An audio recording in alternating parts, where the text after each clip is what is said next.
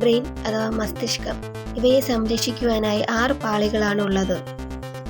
ഏറ്റവും പുറംപാളിയായ സ്കൾ അഥവാ തലയോട്ടി, പിന്നെ dura mater, arachnoid mater, pia mater, white matter, grey matter.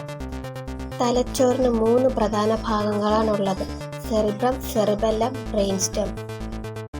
Cerebrum തലച്ചോറിന്റെ ഏറ്റവും വലിയ ഭാഗമാണ്. ഭാവന, ചിന്ത, ഓർമ്മ, യുക്തിചിന്ത, കാഴ്ച, കേൾവി, സ്പർശനം, രുചി, ഗന്ധം, ചൂട് എന്നിവയെല്ലാം സെറിബ്രവുമായി ബന്ധപ്പെട്ട് കിടക്കുന്നു. സെറിബെല്ലം, ലിറ്റിൽ ബ്രെയിൻ എന്നാണ് സെറിബെല്ലത്തെ അറിയപ്പെടുന്നത്.